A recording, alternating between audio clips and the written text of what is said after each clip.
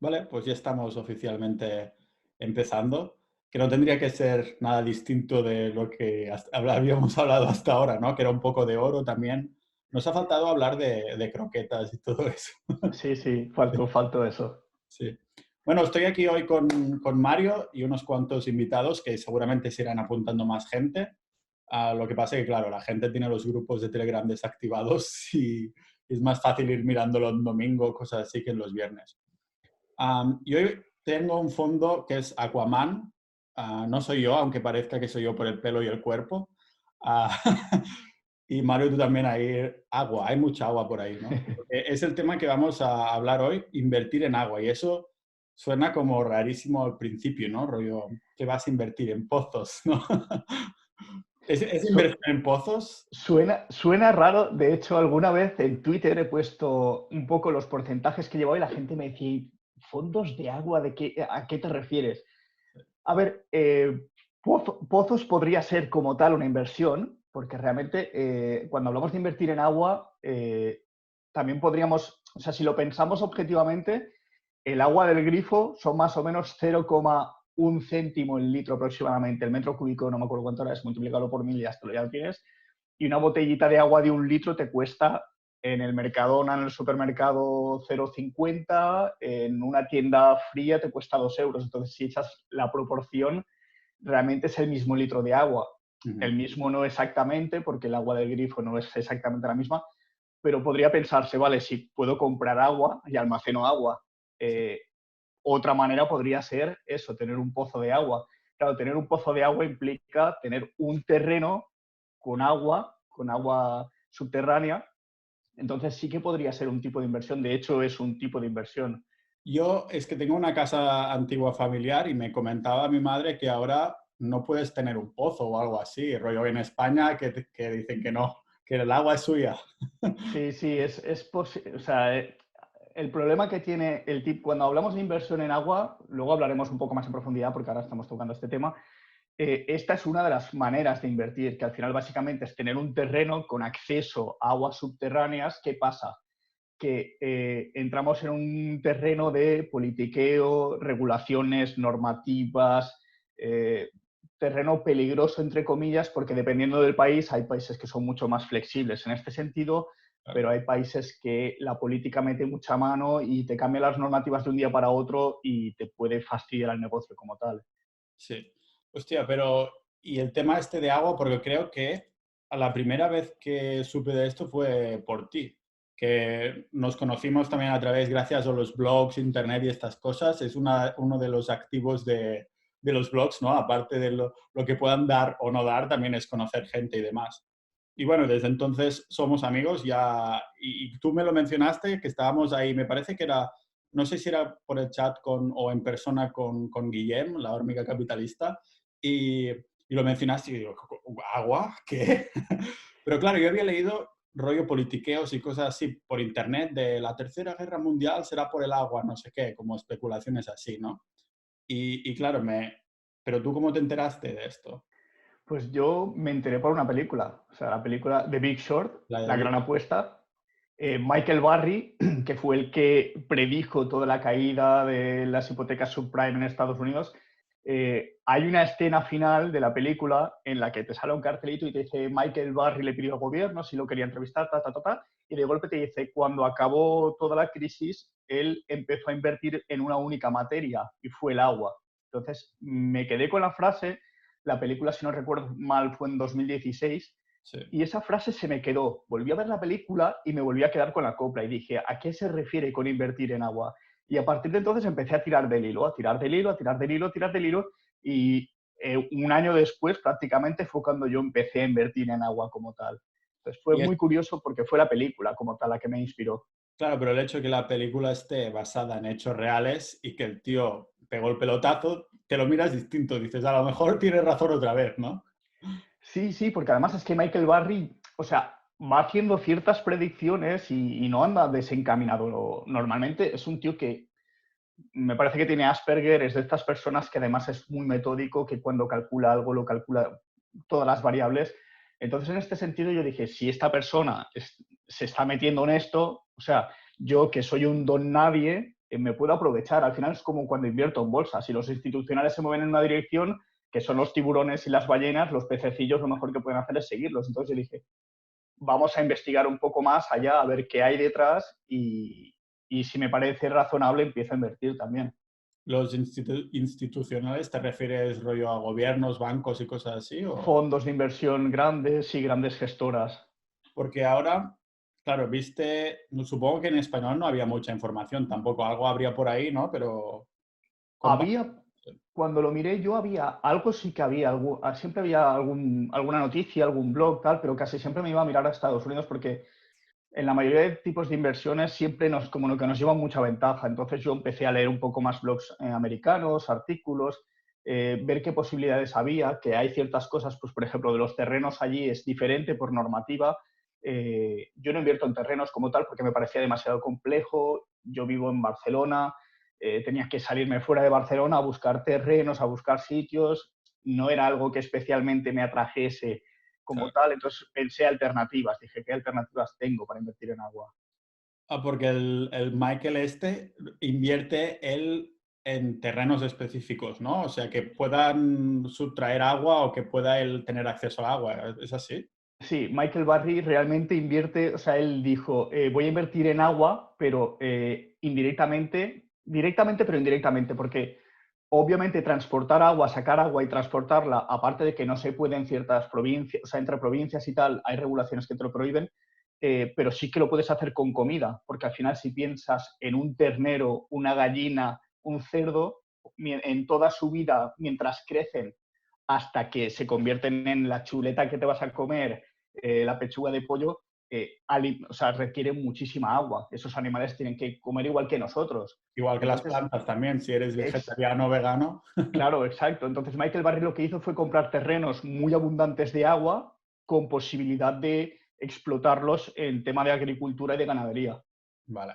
Porque esto decíamos que en España es bastante más difícil porque incluso las políticas que hay intentan monopolizar hasta el sol. El sol, el agua, todo lo que es esencial, te ponen un impuesto ahí. Ahora estaba súper chungo el tema de las placas solares hace relativamente poco. No sé si ha cambiado y ha mejorado, pero Creo que cambió el tema del impuesto del sol, creo que ya lo quitaron, pero sí que es seguro cierto que que sí. No, decía hubo que seguro mucha que fue gente, Europa, que dijo, sácalo o sí, algo así, seguro. pero hubo mucha gente que se vio muy afectada por el tema del impuesto del sol, que empezaron a emprender en negocios de energías renovables y claro, luego cuando llegó el impuesto fue como les pegaron un palo bastante terrible. Sí, yo tenía un proyecto con mi padre porque él tenía un viñedo por ahí y había la posibilidad de poner ahí a tope de paneles solares y vender la energía y tal, porque antes era súper beneficioso, cuando aún no era famoso y tal. Además, en la área esa en la que estamos, pues hay muchísimo sol y todo eso, y hay demasiada competencia con el tema del vino. El Josep lo sabe bien.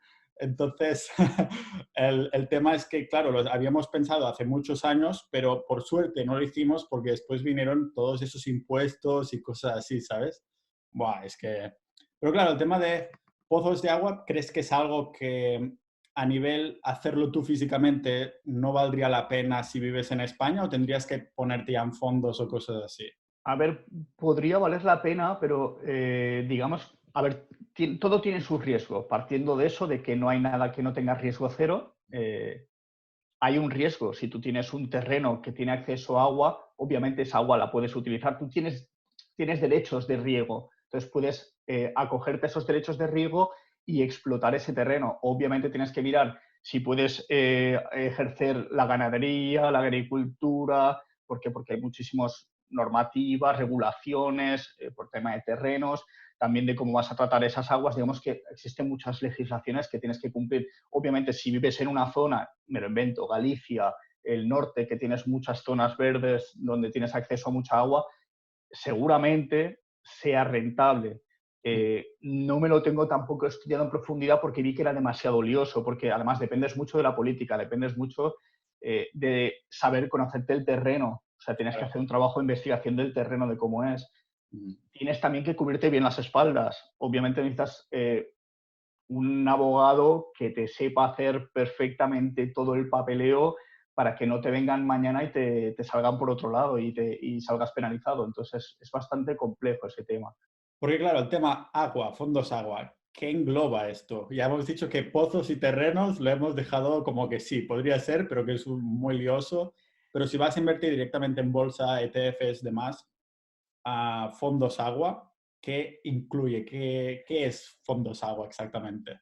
Claro, la siguiente idea es acudir a los mercados financieros, es decir, vale, voy a la bolsa, voy a ver qué hay en la bolsa y qué hay. Pues te encuentras muchísimas empresas de muchos tipos, pero existen empresas que directamente trabajan con agua o indirectamente. ¿Por qué? Porque invertir en agua no es, como he dicho antes, coger la botella de agua y almacenar la botella de agua.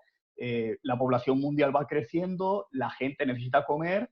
Entonces, puedes invertir en empresas que están centradas en sectores donde se requiere mucha agua, pero también puedes invertir en empresas que se dedican a tema de tratamiento de aguas, depuradoras, desalinizadoras, empresas de distribución de agua, de infraestructuras, porque tenemos que pensar que las infraestructuras también hay que ir remodelándolas. Entonces, si las ciudades cada vez son más grandes, los pueblos se van quedando, se van vaciando, la España vaciada que dicen, la gente se está yendo a las grandes ciudades se tienen que adaptar a toda esta gente que va llegando. Ujú. Entonces, todo el tema de infraestructuras, depuradoras, tratamiento de aguas, piensa que cada vez la calidad del agua son más estrictos, entonces tiene que haber por ahí detrás empresas que aseguren ese abastecimiento de agua. Entonces, estas empresas las encuentras en bolsa, las puedes encontrar pues, a modo de acciones, acudes a la bolsa individualmente, seleccionas ese tipo de empresas o puedes irte a lo que son los fondos, pueden ser tanto fondos de inversión como ETFs, que un ETF básicamente es un fondo cotizado en bolsa, lo puedes comprar mientras está el mercado abierto, el fondo lo haces a través de una gestora, un banco, le mandas el dinero, lo mandan a la gestora y te dan una serie de participaciones. Pero en estos productos, ¿qué estás invirtiendo? Pues estás invirtiendo en bolsas de acciones, por así decirlo.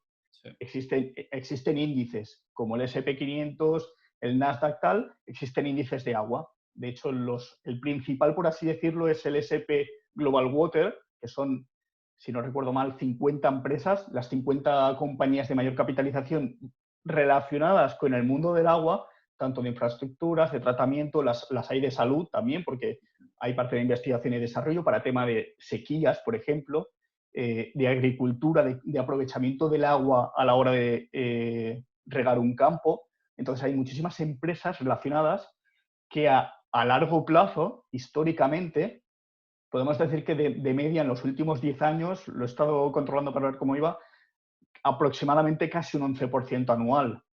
Sí. Entonces, es un rendimiento prácticamente mejor que el del SP 500, que suele ser el índice así como más de referencia Sí, es por la fuerza que el tiene palo Estados de Unidos. carro, sí.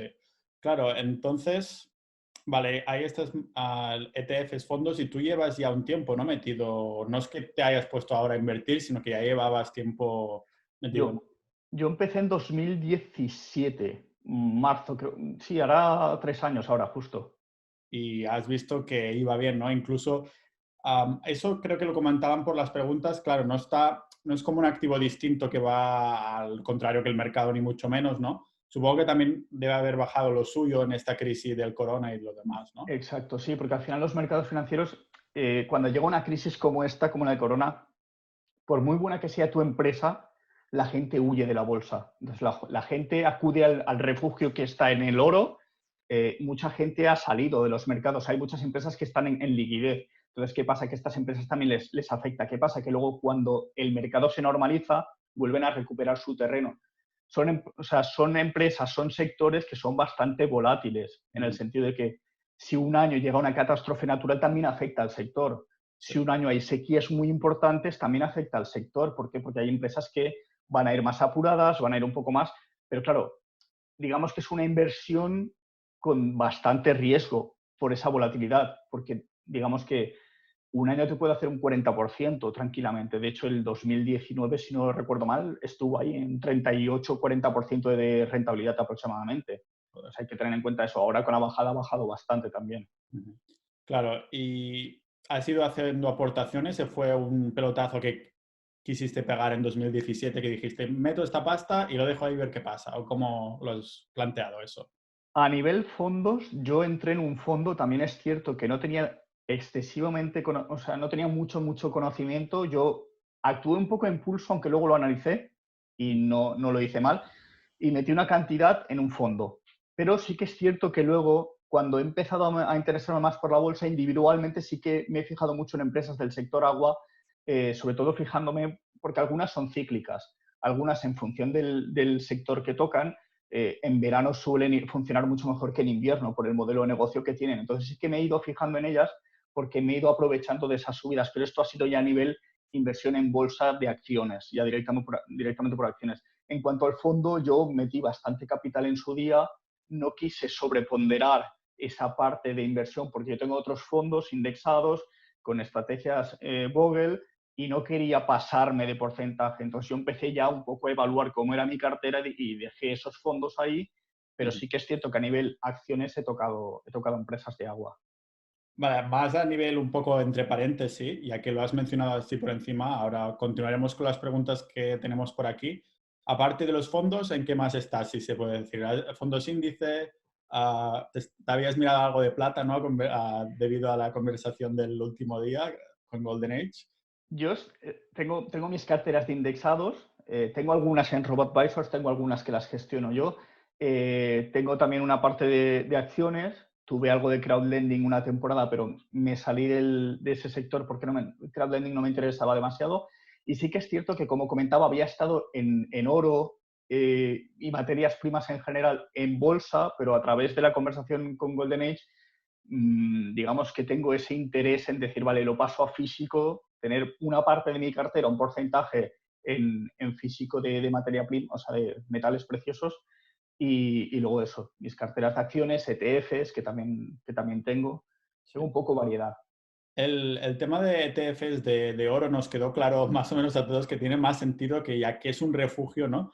Que comprarlo en físico para precisamente no estar a la merced de una divisa, ¿no? Porque tu ETF está en euros o lo que sea y si le pasa algo al euro, adiós al oro, ¿no?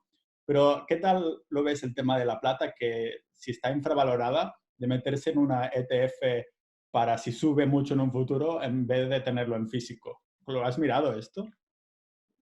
No me lo he mirado en profundidad, pero sí que es cierto que he cambiado el pensamiento y creo que sigue siendo más interesante tenerlo en físico, porque al final no deja de ser un oro-plata, son dos materias, como comentaba él, que históricamente siempre han tenido mucha importancia y casi mejor, o sea, por lo que te ocupan tampoco te vas a complicar la vida no es que necesites una habitación completa para llenarla de oro y Ya, plata, es verdad. entonces casi. Por tener agua sí que necesitarías una buena habitación. Claro, el tema es ese, que por ejemplo, o sea, una chuleta, si lo calculases, serían miles de litros de agua. Miles de litros de agua, almacenarlos es una locura y además no es tanto dinero. Si calculas el precio de esos litros, realmente no te sale a cuenta. A lo mejor 20.000 euros, dices, tengo una piscina inmensa. Entonces, no te sale a cuenta. Claro que te sale a cuenta invertir indirectamente en todo ese tipo de empresas que están trabajando en el sector.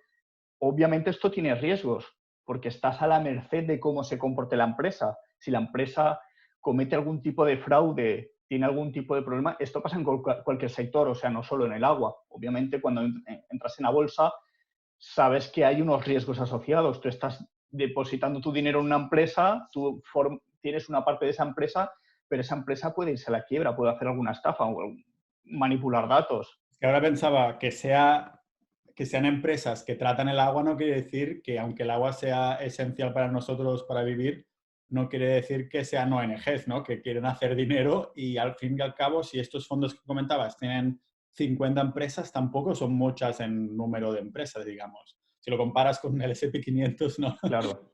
Ah, Sí, sí, en parte es un sector bastante volátil por eso, porque realmente el índice es muy pequeño. O sea, realmente hay dos índices, está el WOWAX, que es el World Water Index, está la Standard Poor's Global Water, luego hay otros pequeños índices del Nasdaq y tal, pero suelen ser bastante pequeños, porque empresas del sector hay, pero tampoco es que haya... No es como, por ejemplo, en el sector alimentación que tienes 50.000 marcas de productos diferentes. ya. Aquí tienes, pues, sector agua, pues depuradoras, habrá no sé o sea, cuántas empresas de depuradoras habrá en España así potentes. Habrá tres, dos, tres, cuatro, no creo que haya muchas más.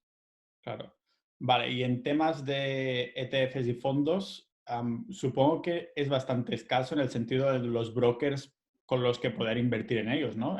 ¿cuáles has visto que existe la posibilidad de poder invertir en agua a través de ellos? Vale, hago un inciso Sí. respecto a los fondos y los ETFs. Y es que yo, por ejemplo, cuando empecé a invertir, lo hice en un fondo porque un fondo de inversión tiene esa ventaja fiscal de que los puedes traspasar y no tienes que declarar nada a Hacienda, todo perfecto. Pero ¿qué pasa?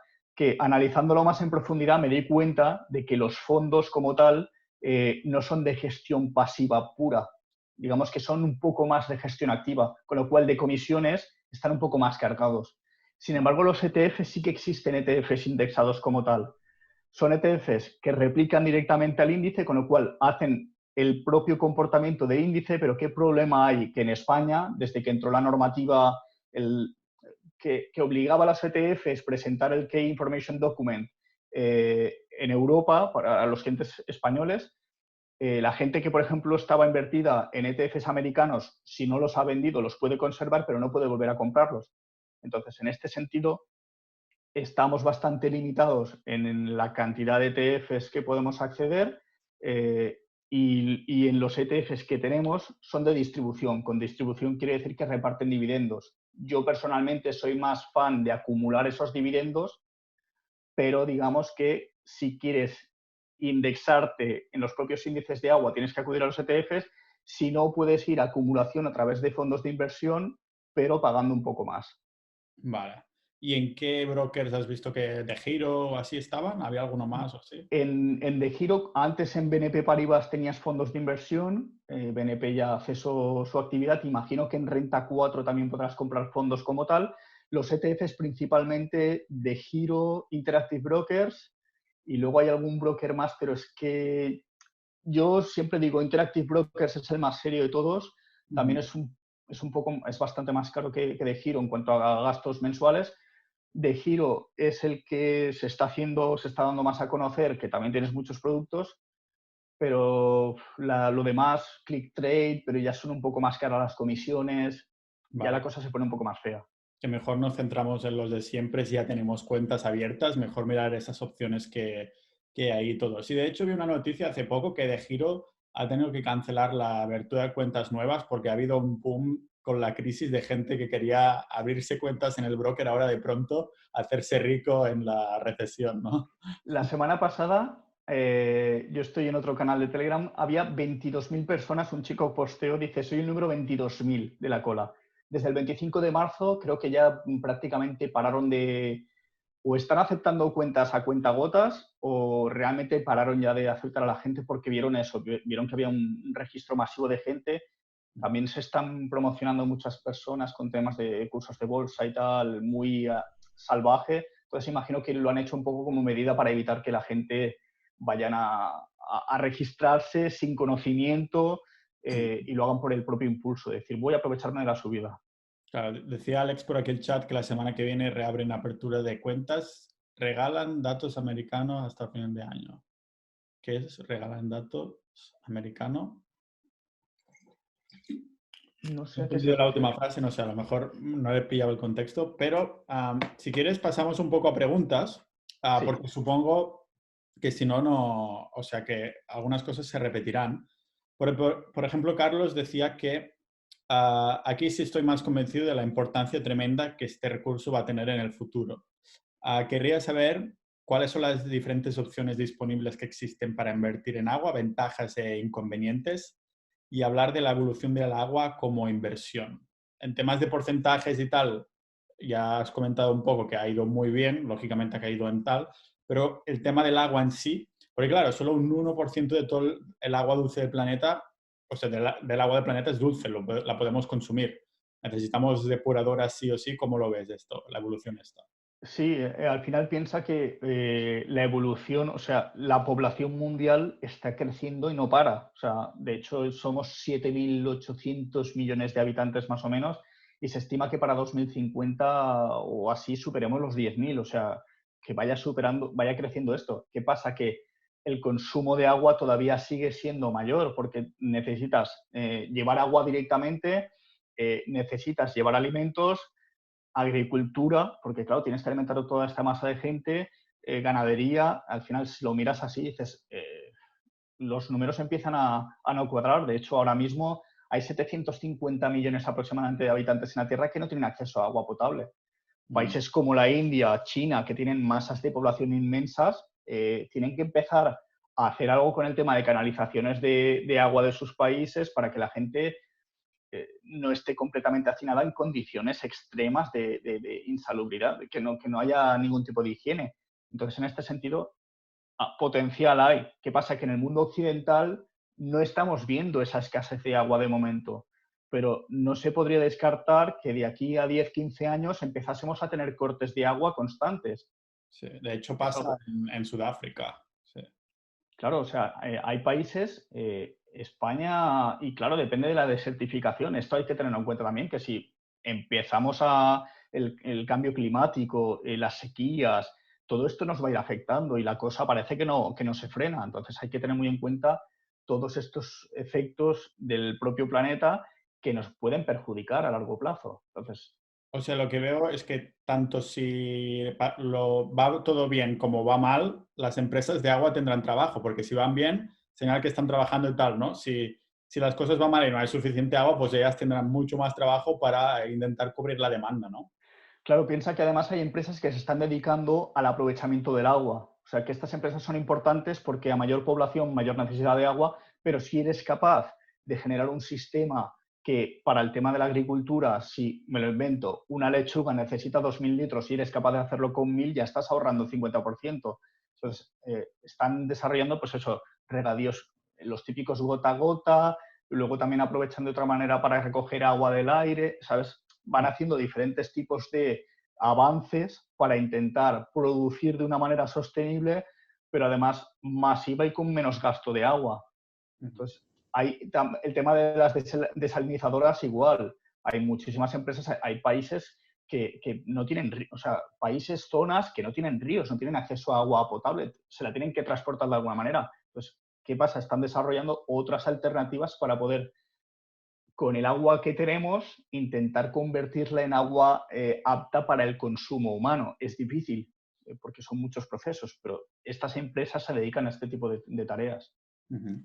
Vale, y entonces, porque el agua es esencial y todo eso, Carlos también comentaba si se considera la inversión en el agua como una especie de refugio, por ejemplo, igual que la renta variable en acciones. Ya hemos comentado un poco, ¿no? Que baja igual que sigue las tendencias de los mercados, porque al fin y al cabo son empresas, ¿no? Sí.